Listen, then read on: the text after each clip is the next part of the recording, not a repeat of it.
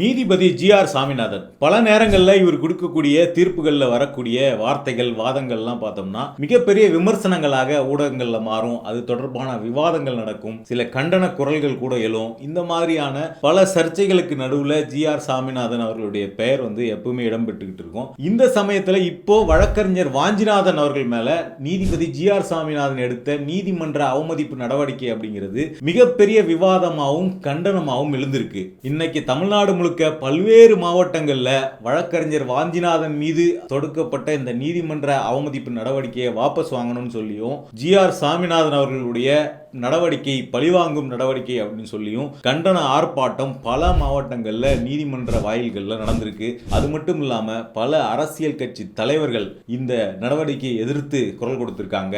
சமூக இயக்கங்கள் தொடர்ச்சியா இதை பத்தி பேசிக்கிட்டு இருக்காங்க.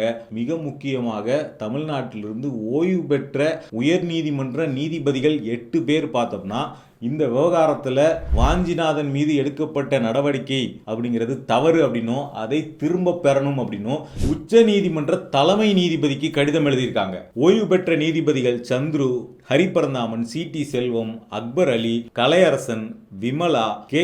சசிதரன், எஸ். சுந்தர், இந்த 8 நீதிபதிகள் ஓய்வு பெற்ற நீதிபதிகள் உச்ச நீதிமன்ற தலைமை நீதிபதிக்கு கடிதம் அனுப்பியிருக்காங்க. No one can be judge in their own case அப்படின்னு ஒரு வாசகம் சொல்லுவாங்க. அதாவது யாருமே அவர் மீதான சொந்த வழக்குக்கு நீதிபதியாக இருக்கக்கூடாது அப்படிங்கிறது தான் ஒரு நேச்சுரல் ஜஸ்டிஸ் விதி அப்படின்னு சொல்லுவாங்க, இயற்கை விதி. அது இப்ப இந்த வாசகம் தான் பார்த்தோம்னா இன்னைக்கு தமிழ்நாடு முழுக்க விவாத பொருளா இந்த வாஞ்சிநாதன் அவர்கள் மீது எடுக்கப்பட்ட நடவடிக்கைக்கு பிறகு பெரிய விவாதமா மாறி இருக்கு. வழக்கறிஞர் வாஞ்சிநாதன் பொறுத்த வரைக்கும் தமிழ்நாட்டில் இருக்கக்கூடிய பல சமூக இயக்கங்களோட சேர்ந்து இயங்கக்கூடியவராக இருக்கிறாரு. ஸ்டெர்லைட் இஷ்யூவா இருக்கலாம், இந்த அனைத்து ஜாதி அர்ச்சகர் அப்படிங்கிற அந்த இஷ்யூவா இருக்கலாம், பல விஷயங்கள்ல தமிழ்நாட்டில் இருக்கக்கூடிய சமூக இயக்கங்களோட வாஞ்சிநாதன் தொடர்ந்து இயங்கிக்கிட்டு வரக்கூடிய ஒரு நபரா இருக்கிறார். இந்த சமயத்துல தான் 2 நாட்களுக்கு முன்னாடி பார்த்தோம்னா நீதிபதி ஜி.ஆர். சாமிநாதன் வழக்கறிஞர் வாஞ்சிநாதனுக்கு ஒரு சம்மன் அனுப்புறார். அந்த சம்மன் அடிப்படையில் நீங்க 1 மணிக்கு மேல கோர்ட்ல அப்பியர் ஆகணும் அப்படின்னு சொல்லி கேட்கிறாங்க.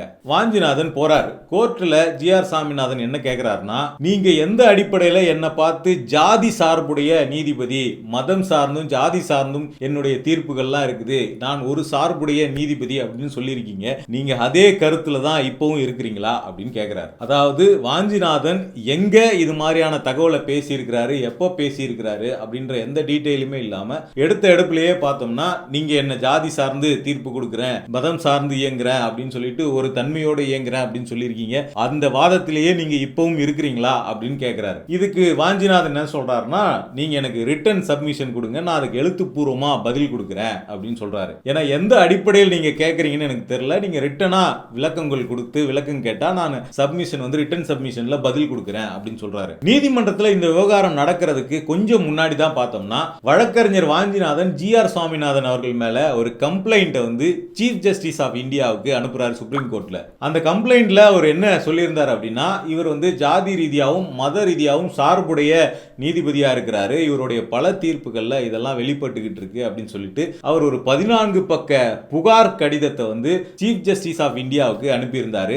அந்த கடிதம் பார்த்தோம்னா சமூக வலைதளங்கள்ல சிலரால லீக் செய்யப்பட்டிருக்கு. இது எப்படி லீக் ஆச்சு அப்படிங்கிறதே மிகப்பெரிய கேள்வியா மாறுச்சு. ஏன்னா ஜி.ஆர். சாமிநாதன் எடுத்திருக்கக்கூடிய நடவடிக்கைங்கிறது இந்த புகார் சோசியல் மீடியாக்கள்ல லீக் ஆனதை வச்சு நடவடிக்கை எடுத்திருக்கிறாரா அப்படிங்கிற அடிப்படையில் இது கடுமையான ஒரு தவறான போக்குன்னு சொல்லிட்டு நீதிபதிகள், ஓய்வு பெற்ற நீதிபதிகள், பல வழக்கறிஞர்கள்லாம் இதை கடுமையாக விமர்சித்திருந்தாங்க. ஆனா வழக்கறிஞர் வாஞ்சிநாதன் அவராக இதை சோசியல் மீடியாவில் வெளியிடல அந்த புகார் கடிதத்தை. ஏன்னா அது ஒரு புகார் அப்படிங்கிறதுனால அது சோசியல் மீடியாவில் வெளியிடாம அவர் கான்பிடென்ஷியலா தான் வச்சிருந்திருக்காரு. வேறு ஏதோ ஒரு வகையில் அது லீக் செய்யப்பட்டிருக்கு. அது எப்படி லீக் ஆச்சு அப்படின்னு தெரியணும் அப்படின்னு சொல்லிட்டு வாஞ்சிநாதனும் பார்த்தோம்னா சைபர் கிரைம்ல கம்ப்ளைண்ட் கொடுத்திருக்காரு. இதற்கிடையில தான் சமூக இயக்கங்களை சேர்ந்தவர்கள், மனித உரிமை ஆர்வலர்கள், ஓய்வு பெற்ற நீதிபதி ஹரிபரந்தாமன் போன்றவங்க எல்லாம் ஒரு பிரஸ் மீட் நடத்தி வாஞ்சிநாதன் செய்ததுல என்ன தவறு இருக்கிறது, ஒரு நீதிபதி தவறு செய்கிறார், தவறாக நடந்து கொள்கிறார் அப்படின்னு ஒருத்தர் நினைச்சாருன்னா அவர் மேல உச்ச நீதிமன்ற தலைமை நீதிபதிக்கு புகார் கொடுக்கிற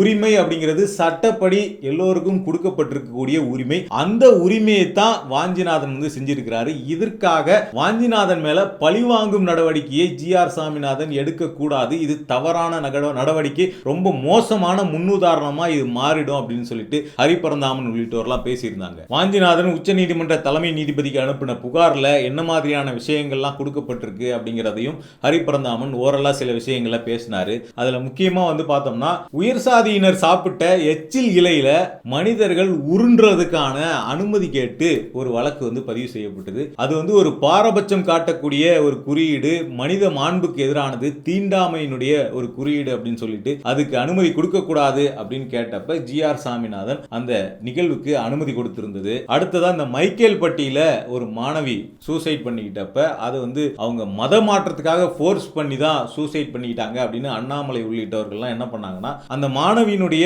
வீடியோல ஆடியோலாம் வெட்டி ஒட்டி வெளியிட்டாங்க. அப்ப அது மதமாற்றம் தொடர்பான பிரச்சனை இல்லை அப்படின்னு தெரிய வந்தப்ப அது குறித்தான வழக்கு நடந்தப்பையும் பார்த்தோம்னா ஜி.ஆர். சாமிநாதன் என்ன சொன்னார்னா, மதமாற்றம் இல்லைன்னு எப்படி நீங்க உறுதியா சொல்ல முடியும்? மைக்கேல் பட்டிங்கிற பேர் அந்த ஊருக்கு எப்படி வந்திருக்கும்? அந்த ஊர்லலாம் இந்துக்கள் தானே இருந்திருப்பாங்க முன்னாடி. மைக்கேல் பட்டிங்கிற பேர் எப்படி வந்திருக்கும்? அப்ப அது மதமாற்றம் அங்க நடந்திருக்கிறதுக்கான ஆதாரம் தானே அது அப்படின்லாம் பேசினாரு. அதே மாதிரி கிரிப்டோ கிறிஸ்டியன்ஸ் அப்படிங்கிற வார்த்தையை அவர் ஒரு தீர்ப்புல பயன்படுத்தி இருந்தாரு. பாஜக முன்னாள் மாநில தலைவராக இருந்த அண்ணாமலையை புகழ்ந்து இவர் ஒரு முக்கியமான லீடர் அப்படின்லாம் புகழ்ந்து ஒரு விஷயத்துல பேசியிருந்தாரு. அதே மாதிரி சங்கராச்சாரியார் எழுந்து நிற்காத, அந்த தமிழ்தாய் வாழ்த்துக்கு சங்கராச்சாரியார் எழுந்து நிற்காத தொடர்பான ஒரு வழக்கிலையும் பார்த்தோம்னா அவர்லாம் மிகப்பெரிய ஞானி, அவர்லாம் எந்திரிக்க தேவையில்லை அப்படின்லாம் அவர் சொல்லியிருந்தாரு. அப்ப இப்படி பல விஷயங்களை லிஸ்ட் டவுன் பண்ணி வழக்கறிஞர் வாஞ்சிநாதன் பார்த்தோம்னா தலைமை நீதிபதிக்கு ஜி.ஆர். சாமிநாதன் இப்படிலாம் நடந்துக்கிறாரு, அவர் மேல நடவடிக்கை எடுக்கணும் அப்படின்னு சொல்லி அவர்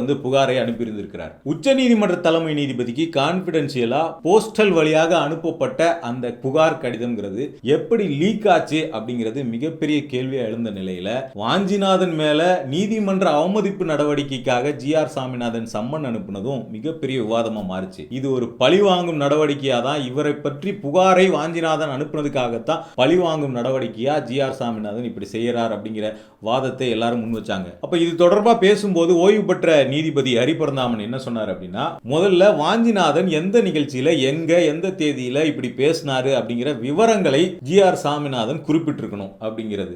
அப்படியே அவர் குறிப்பிடல. ரெண்டாவது, அப்படியே வாஞ்சிநாதன் அப்படி பேசி இருந்தாலுமே நீதிபதியை ஒரு சார்புடையவரா இருக்கிறாரு, ஜாதி சார்புடையவரா இருக்கிறாரு, இல்ல அவருடைய தீர்ப்புகள்ல ஒருதலை பட்சமா நடந்துக்கிறாரு அப்படின்னு வாஞ்சிநாதன் பேசி இருந்தாலுமே அவர் மீதான வழக்கை விசாரிக்கிறது, அவர் மீதான நடவடிக்கையை விசாரிக்கிறது அப்படிங்கிறது ஜி.ஆர். சாமிநாதனே செய்யக்கூடாது. ஏன்னா புகாரே அவர் மேலதான், குற்றச்சாட்டே அவர் மேலதான், அவருக்கு எதிராக பேசப்படக்கூடிய ஒரு வழக்குல அவரே எப்படி நீதிபதியா இருக்க முடியும்? No one can be judge in their own case அப்படிங்கிறது தான் ஹரிபரந்தாமன் பேசியிருந்தாரு. இந்த வழக்குல வாஞ்சிநாதன் மேல தப்பு இருக்கா இல்லையான்னு விசாரிக்கணும் அப்படின்னா அந்த விசாரணையை ஜி.ஆர். சாமிநாதன் செய்யக்கூடாது. ஒன்று உயர் நீதிமன்றத்தினுடைய தலைமை நீதிபதி செய்யணும், இல்ல உச்ச நீதிமன்றத்தினுடைய தலைமை நீதிபதி செய்யணும். இது ரொம்ப தெளிவாகவே ஹரிபரந்தாமன் சொல்லியிருந்தாரு. இந்த வழக்குல ஓய்வு பெற்ற நீதிபதிகள் தெரிவித்த கருத்துக்களா இருக்கட்டும், அல்லது மூத்த வழக்கறிஞர்கள் பதிவு பண்ண எதிர்ப்புகளா இருக்கட்டும், தமிழ்நாடு முழுக்க வழக்கறிஞர்கள் அமைப்புகள் நடத்தின போராட்டங்களா இருக்கட்டும், இதெல்லாம் மிகப்பெரிய விவாத பொருளா மாறுச்சு.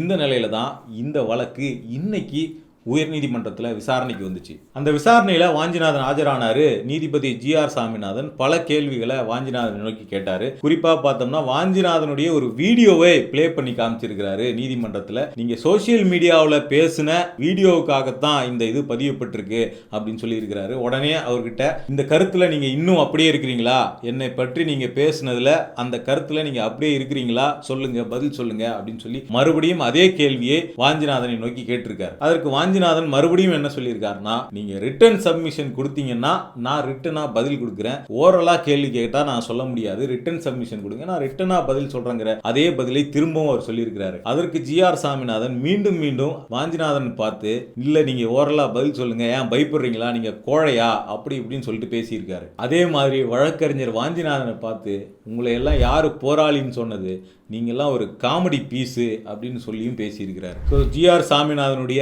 இந்த பேச்சும் பார்த்தோம்னா மீண்டும் சர்ச்சையாக மாறி இருக்கு. எப்படி ஒரு வழக்கறிஞரை பார்த்து நீங்கள் காமெடி பீஸு அப்படின்னு சொல்லிலாம் இழிவுபடுத்துகிற மாதிரி ஒரு நீதிபதி பேச முடியும்? வழக்குக்கு சம்பந்தமான கேள்வியை தானே அவர் கேட்க முடியும், எப்படி அவர் பேச முடியும் அப்படின்னு மறுபடியும் சர்ச்சை உருவாகி இருக்கிறது இந்த வழக்கை மையப்படுத்தி. ஆனால் இந்த வழக்கினுடைய விசாரணையை தலைமை நீதிபதிக்கு மாற்றி ஜிஆர் சாமிநாதன் உத்தரவிட்டிருக்கிறார். அவர் இந்த வழக்கை விசாரிக்கிறதுல இருந்து ஒதுங்கிட்டு இருந்திருக்கார். இது குறித்து சமூக வலைதளங்கள்ல பல கருத்துக்கள் வெளியிட்டிருக்கிறாங்க. ஓய்வு பெற்ற நீதிபதிகள் பதிவு செய்த கருத்தும் தமிழ்நாடு முழுக்க நடந்த அந்த போராட்டங்களின் விளைவாகத்தான் ஜிஆர் சாமிநாதன் இந்த வழக்கிலிருந்து விலகி இதை தலைமை நீதிபதி, உயர்நீதிமன்ற தலைமை நீதிபதிக்கு மாற்றியிருக்கிறாரு அப்படின்னு சொல்லிட்டு இது ஒரு முக்கியமான நகர்வு அப்படின்னு சமூக வலைதளங்களில் பலரும் பதிவிட்டு இருக்காங்க. வழக்கறிஞர் வாஞ்சிநாதன் மேல நீதிமன்ற அவமதிப்பு நடவடிக்கைக்காக சம்மன் கொடுக்கப்பட்ட இந்த விவகாரம் பார்த்தோம்னா கருத்துரிமைக்கான மிக முக்கியமான விவாதமாக தமிழ்நாட்டில் மாறி இருக்கு. ஒரு புகாரை பதிவு செய்ததுக்காகவோ அல்லது ஒரு கருத்தை பதிவு செய்ததுக்காகவோ நீதிமன்ற நடவடிக்கை அப்படிங்கிற பேரில் ஒரு ஜட்ஜ் அவருடைய ஓன் விருப்பத்தின் பேரில் அவர் மீது வைக்கப்பட்ட குற்றச்சாட்டுக்காக அவரே நீதிபதியாகி எப்படி அவரே தீர்ப்பு சொல்ல முடியும்? இது கருத்துரிமைக்கு விடுக்கப்பட்ட மிகப்பெரிய சவால் அப்படிங்கிற பேர்ல மிகப்பெரிய போராட்டங்கள் தமிழ்நாட்டில் பல இடங்கள்ல நீதிமன்ற வாயில்கள் எல்லாம் நடந்தது. அந்த வகையில இந்த வழக்கு, இந்த சம்பவம் அப்படிங்கிறது வாஞ்சிநாதன் அப்படிங்கிற தனிப்பட்ட வழக்கறிஞருக்கோ அல்லது ஜிஆர் சாமிநாதன் அப்படிங்கிற தனிப்பட்ட நீதிபதிக்கோ இடையிலான மோதலாகவோ முரணாகவோ பார்க்கப்படாம இது கருத்துரிமைக்கான ஒரு விவாதமாக பார்க்கப்பட்டு தமிழ்நாட்டில் இந்த விவாதம் மிகப்பெரிய அளவில் நடந்திருக்கு. அதே மாதிரி முக்கியமான 8 உயர்நீதிமன்ற நீதிபதிகளாக இருந்தவங்க ஒன்னா சேர்ந்து நீதிபதி ஜிஆர் சாமிநாதனுடைய நடவடிக்கையை ப்ரீமெச்சூரான நடவடிக்கை அப்படின்னு சொல்லி அறிக்கையும் கடிதமும் வெளியிட்டது அப்படிங்கிறது மிக முக்கியமான ஒரு நிகழ்வாக பார்க்கப்படுது. தொடர்ச்சியாக இந்த மாதிரியான தகவல்களை தெரிஞ்சுக்க யூ டர்னை சப்ஸ்கிரைப் பண்ணுங்க.